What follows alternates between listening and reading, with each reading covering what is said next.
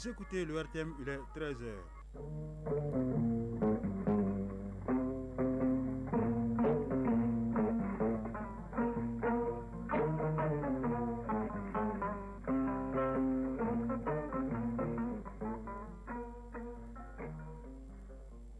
Le journal Siaka Konaté. Mali Actualité, deuxième édition, les titres. Diagnostiquer les maux qui minent le système de santé de notre pays et proposer des réformes pour corriger le dysfonctionnement, c'est l'un des objectifs des États généraux de la santé dont la phase régionale se tient depuis hier à Ségou. Le Mali assure désormais la présidence de la Grande Muraille Verte.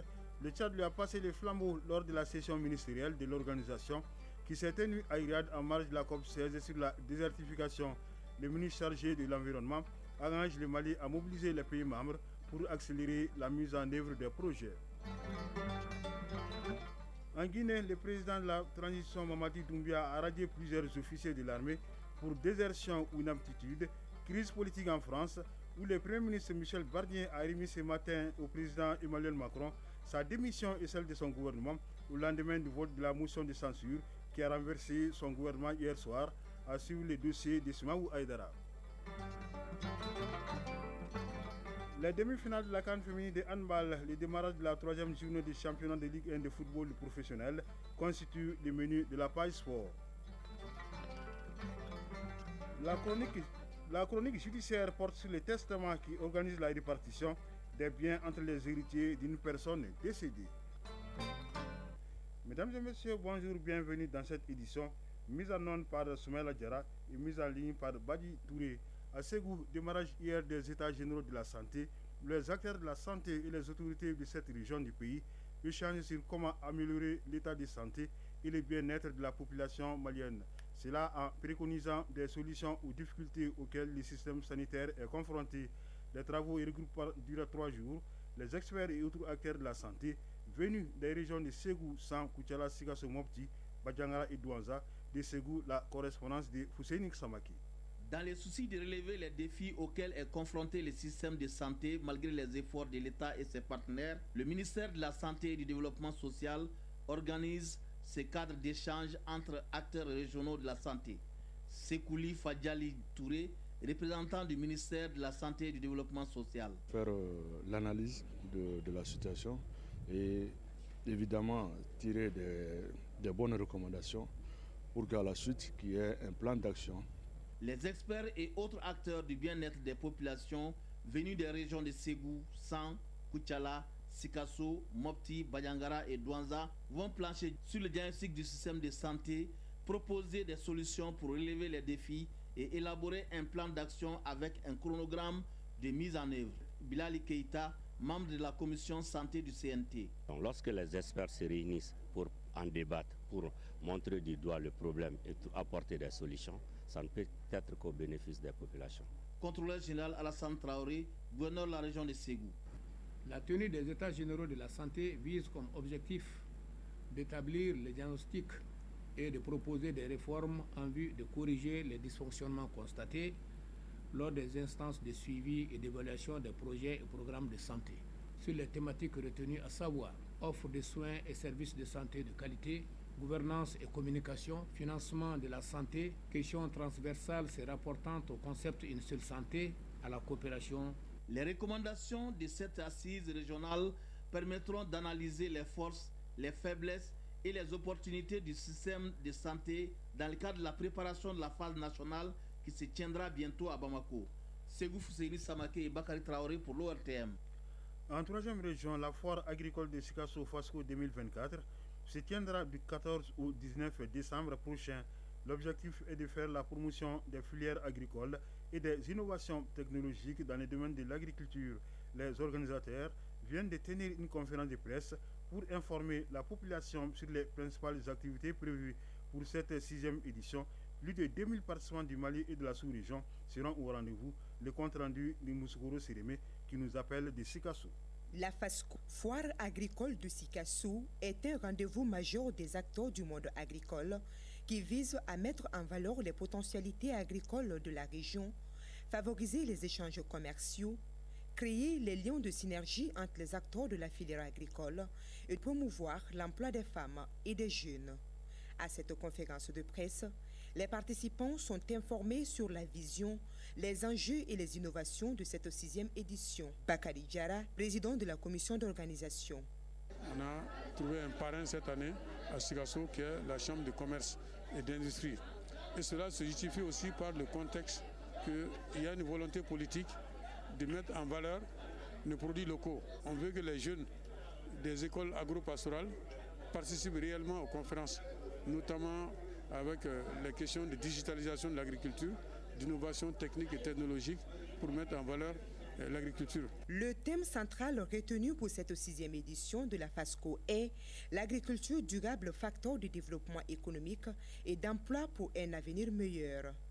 Les questions de compréhension ont essentiellement porté sur les stratégies d'intégration de l'agriculture durable dans les pratiques agroécologiques, le financement de l'agriculture par les fêtières affiliées au Conseil régional, la question d'emploi et d'insertion socio-économique des jeunes dans le secteur agricole, ou encore les difficultés liées à la transformation des produits locaux.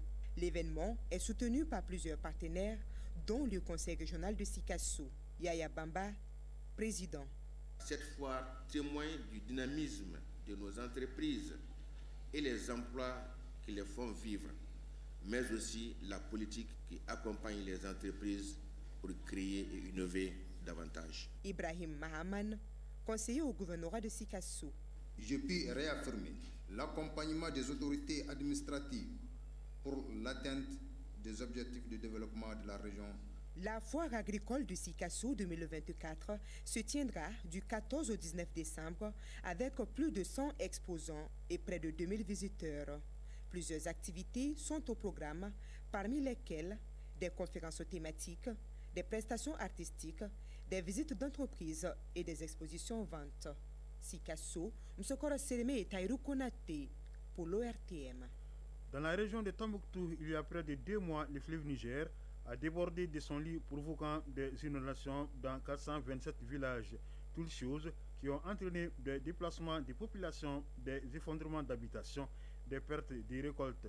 Face à cette situation, les autorités régionales et les organisations humanitaires échangent en vue de leur apporter assistance. Tombouctou, Idrissa Goulou Sissoko. Face à la situation de l'inondation dans la région de Tombouctou due à la montée du fleuve, le comité de crise régional en partenariat avec les humanitaires fait le point de la situation et les actions à mettre en œuvre en vue de venir au secours des populations sinistrées. Ces 427 villages inondés, 20 710 ménages touchés et 102 394 personnes affectées. Et à Ashkonta, maire de la commune de Alafia. L'eau continue à monter, nous continuons à enregistrer des victimes, des maisons sont tombées, des périmètres sont vraiment sous l'eau aujourd'hui. Des bâtiments continuent à s'effondrer au niveau de villages et certains sites nomades. Et des salles de classe dans l'eau. Les humanitaires ont promis d'assister les populations et des missions sont sur le terrain pour l'évaluation de la situation. Déjà, certains se proposent de mettre à la disposition des sinistrés des kits de dignité, d'hygiène, de réhabiliter des digues qui ont cédé, des consultations et des cliniques mobiles pour un coût de près de 800 millions de francs CFA. Sidi Adjabiakoui, représentant OCHA. Et les partenaires sont en train de se mobiliser afin d'apporter les réponses les plus idoines. Déjà, il y a des missions d'évaluation qui sont en cours dans les localités concernées. Et au sein de la communauté humanitaire, nous avons essayé de mettre en commun ce que nous avons. Mamadou Tembeli, directeur de cabinet du gouverneur de Tombouctou. Je crois que c'est une rencontre tueuse du point de vue de la participation des partenaires techniques et financiers de la région, surtout les humanitaires. Nous leur avons présenté la situation actualisée des cas d'inondation dus à la crue du fleuve Niger, ici dans la région de Tombouctou, qui est une situation préoccupante. C'est 5 cercles de la région qui sont concernés par la montée du fleuve Niger en région de Tombouctou. Tombouctou, Idrissa Goulou Sissoko, Alou Koulibaly pour l'ORTM. Ici à Bamako, lancement hier à la maison des avocats du Mali du premier numéro de la revue du barreau du Mali. Cette revue trimestrielle est une matérialisation de la volonté de l'actuelle équipe dirigeante du barreau d'impulser une nouvelle dynamique à la profession et surtout de permettre aux avocats de publier leurs œuvres qui peuvent aider les acteurs du monde judiciaire au quotidien.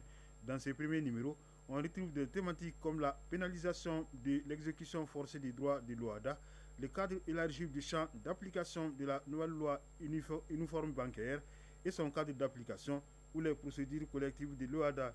Reportage Mamadou Fani. Attendue par les avocats et le monde judiciaire, la revue trimestrielle du barreau du Mali vient d'être officiellement lancée ce mercredi. Cette revue de 84 pages à caractère scientifique est le fruit de l'engagement du bâtonnier des avocats du Mali qui, dans sa profession de foi, avait initié cette revue pour accompagner les actions du barreau.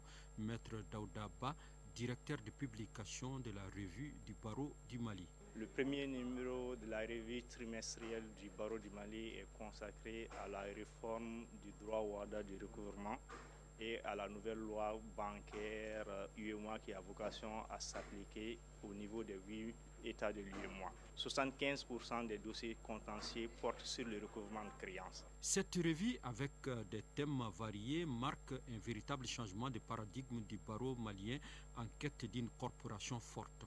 Maître Ousmane Traoré, bâtonnier de l'Ordre des avocats du Mali. À redoubler d'efforts, à ne pas surtout les ménager pour que ce journal, cette revue puisse continuer à être une réalité. C'est donc avec une grande fierté que le barreau a procédé au lancement de cette revue selon les bâtonniers. Il espère que la revue apportera un plus pour les acteurs du monde judiciaire et les citoyens et pour une profession épanouie. À l'étranger, en Guinée, le président de la transition Mamadi Doumbia a pris samedi dernier 2 décrets qui radient plusieurs officiers de l'armée nationale.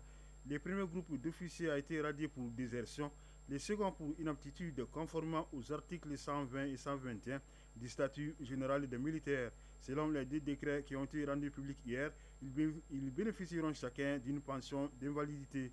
Les militaires radiés pour inaptitude auront droit ou pas à la pension d'ancienneté selon leur date d'incorporation.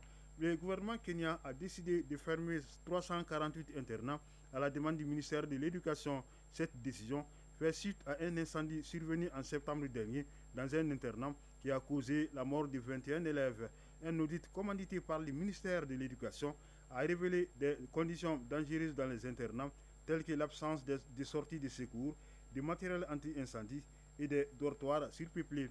L'opposition namibienne rejette les résultats de l'élection présidentielle de la semaine dernière, remportée par la vice-présidente Notumo Nandi Naiwa avec 57% des voix. C'est la première femme qui va diriger le pays. Le principal candidat de l'opposition, Panduleni Itula, a dénoncé des irrégularités généralisées, des défaillances logistiques et des allégations de malversation électorale pour justifier la position de son parti.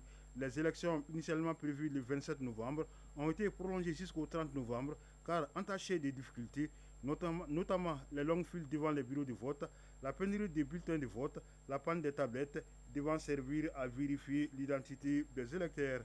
Au Tchad, c'est la mise en place d'une commission chargée de suivi de la décision du président Mahaman Idriss Itno de mettre fin à l'accord militaire entre le Tchad et la France.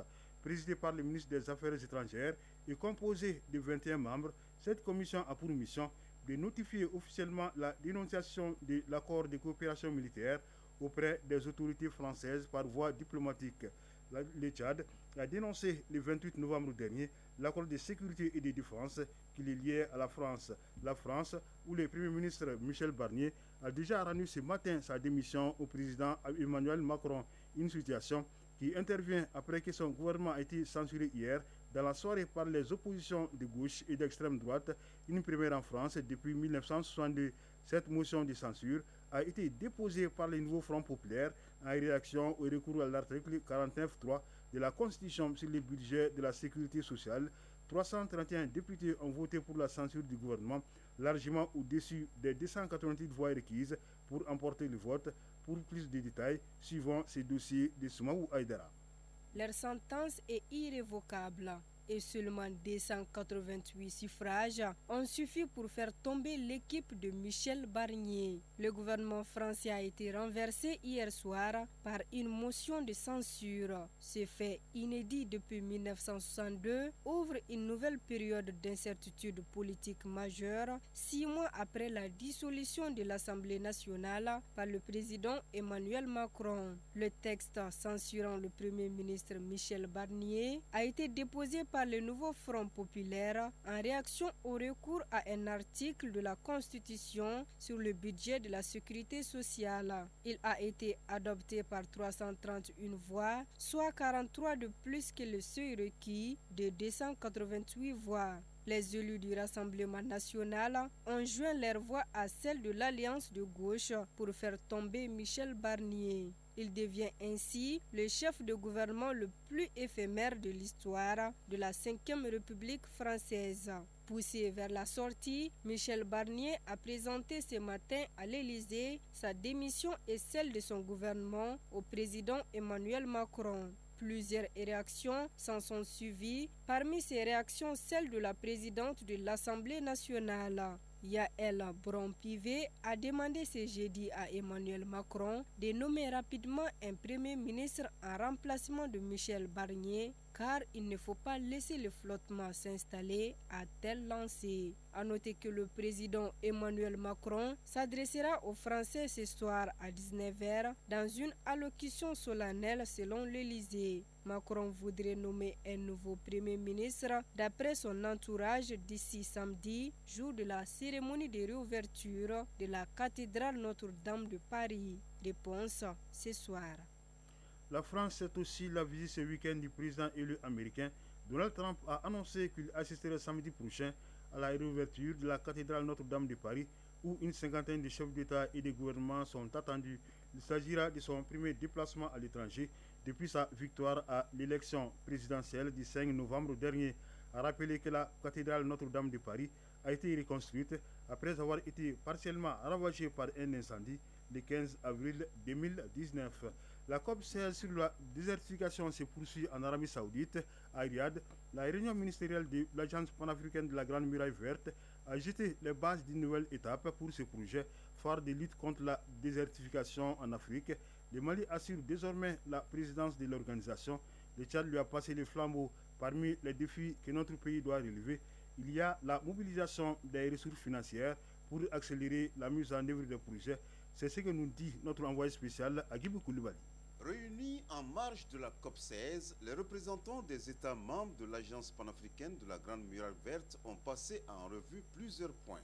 Doumbia Mariam Tangara, ministre de l'Environnement, de l'Assainissement et du Développement durable. Discuter de plusieurs points clés. L'audit institutionnel et organisationnel de l'Agence panafricaine de la Grande Muraille Verte doit être finalisé pour mettre sa validation au prochain Conseil des ministres.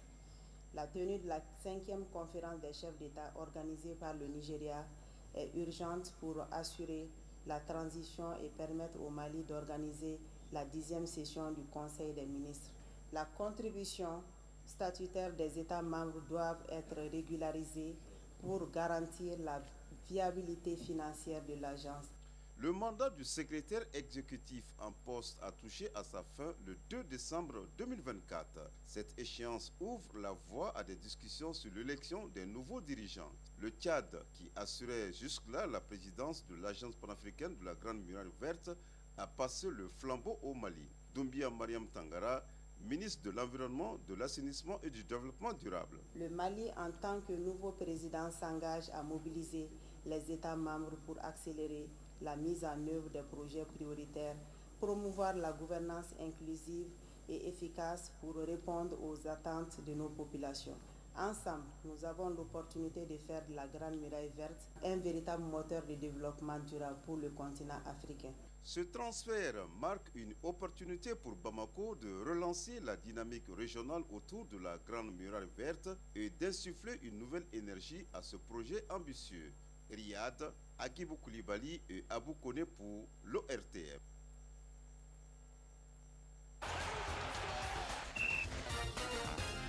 Ce générique annonce la page sport dans laquelle la leçon du sport du jour porte sur le handball. un jeu de ballon joué par deux équipes de 7 joueurs, toujours à handball. Les quarts de finale de la 26e édition de la CAN féminine ont été joués hier. En football, il sera question de la 3e journée du championnat national de Ligue 1 professionnelle qui démarre demain avec 3 matchs au programme. La page sport, c'est une présentation d'Abdul Karim Kaba. Football, la 3e journée du championnat national de Ligue 1 professionnelle démarre demain vendredi avec 3 matchs. D'abord à Kati, au stade Salif Keïta, l'AS Police jouera contre l'US Bougouba à 16h. À la même heure, au stade Mamadou Konaté, l'AS Co sera face au FC Diara. Et à 18h, toujours au stade Mamadou Konaté, Bing FC en découdra avec l'US Bougouni. Samedi, Étoile du Mandé Isfas et AS Real de Bamako 11 cratères de Nyarela. Les matchs AFC Stade Malien de Bamako et AS Bakaridjan de l'UBAC seront programmés ultérieurement suite aux différentes rencontres de nos représentants en compétitions africaines. Handball à présent, les quarts de finale de la 26e édition de la CAN féminine étaient à l'honneur hier mercredi. Le Congo est tombé devant la Tunisie 24-28. L'Égypte a dominé la RD Congo pays hôte 23-22. L'Angola s'est imposé devant l'Algérie 34-15 et le Cameroun a perdu devant le Sénégal 19-26. Ainsi, le tableau de demi-finale est le suivant. L'Égypte sera face à l'Angola, la Tunisie sera aux prises avec le Sénégal. Et ces demi-finales sont prévues pour demain vendredi et la finale, quant à elle, se jouera samedi. Justement, la leçon de sport du jour porte sur le handball. L'objectif est d'envoyer le ballon dans la cage adverse. Isaac Tchenou nous parle de handball dans la leçon de sport de ce jeudi.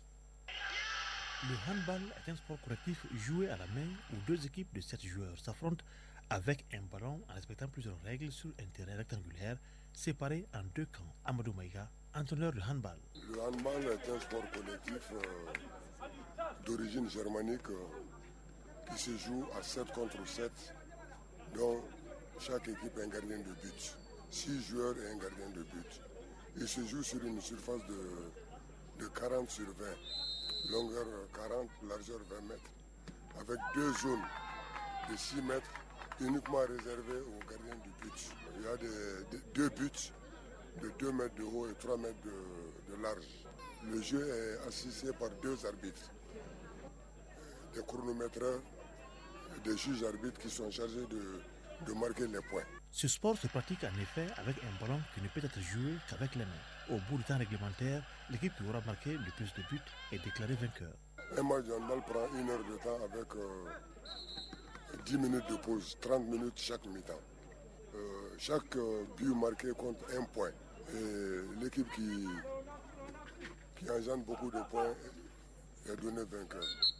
Le handball a des similitudes avec le basketball. Amadou Maïga. Avoir les 2 jeux, il y a des similitudes. Les passes, les dribbles, mais seulement de la manière dont les points sont marqués sont différents. Au basket, on a un panier qui est suspendu. Or, au handball, on a des buts avec gardien de but.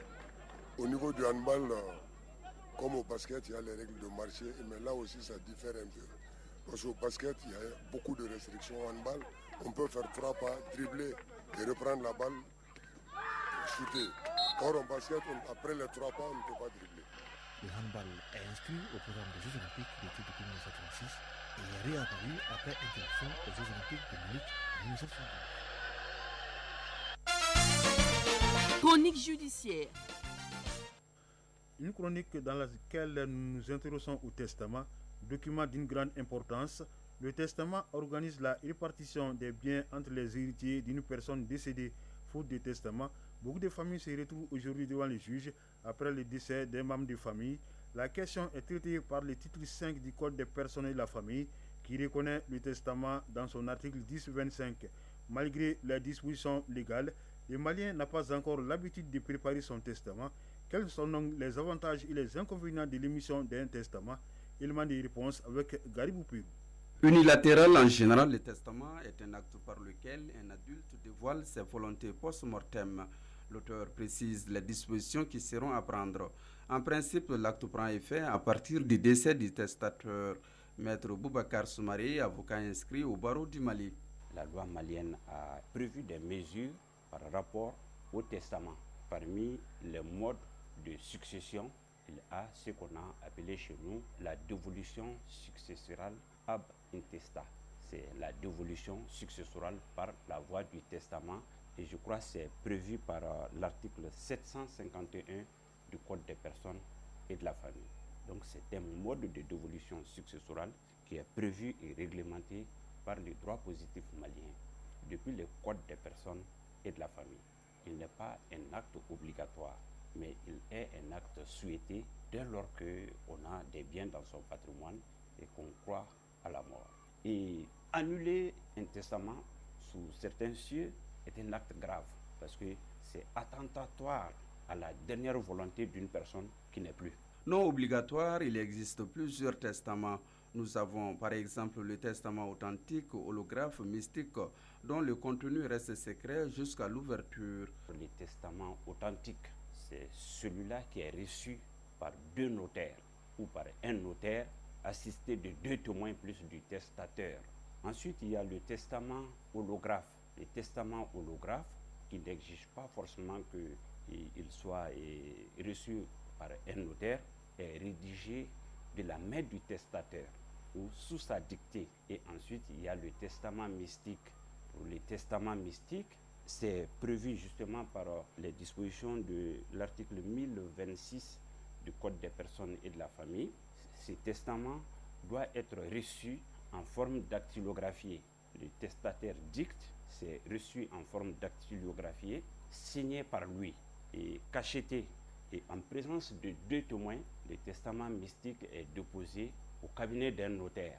Comme son nom l'indique, personne ne connaît ce qui est à l'intérieur, puisque aucune forme n'est exigée. Celui qui n'a aucun moyen peut exprimer sa dernière volonté sous sa dictée à une personne qui sait lire, qui sait écrire. Le testament a des avantages en termes de traçabilité et de protection, et point besoin de dépenser de grosses sommes pour l'établir. Son établissement est pratiquement sans frais. Le testament organise le rapport entre les testataires et les tiers. Il a un rapport aussi avec les ayants droit eux-mêmes, parce que chacun mesure sa place. Donc c'est la récompense du mérite qui a été la volonté du testataire en attribuant tel bien à telle personne et tel autre bien à telle personne. Le père peut par exemple, au soir de sa vie, ne pas être content de tel enfant ou de telle épouse. Les testaments qu'il avait déposés chez un notaire depuis tant d'années, sans aucun problème, il peut être amené à aller modifier en diminuant la part de tel enfant ou de telle épouse. Donc certains pensent que les testaments souvent donnent lieu à des règlements de comptes. Reconnu par le Code des personnes et de la famille, les testaments bien encadrés respectent le cadre légal. Aujourd'hui, on a comme l'impression que dans certaines situations, l'homme est pressé de la mort de l'homme. Il ne reste plus qu'à aller s'endetter en disant « je vais te rembourser dans ma part de succession ». Et c'est la raison pour laquelle les législateurs ont dit les pactes sur succession future sont interdits. C'est-à-dire, je ne dois pas aller m'endetter en disant mon père est malade, mais d'un moment à l'autre il pourra partir, je vais vous rembourser. Authentique, holographe ou mystique, le testament est un moyen de régler sans animosité la question successorale. Les retours légaux des parents qui consistent à reprendre les biens transmis à l'enfant malheureusement rappelé à Dieu peut être pris en compte dans les droits positifs, jusqu'ici muets sur la question. C'est donc la fin de cette édition présentée par Siara Konati avec la réalisation Soumandao, à la mise en onde Soumaïla Djara, la mise en ligne étant assurée par Badi Touré. Une édition à retrouver sur www.wartien.ml. Restez à l'écoute pour pouvoir suivre les avis et communiquer avec Kani Keita. Merci d'avoir suivi la présente édition et bonne écoute radiophonique.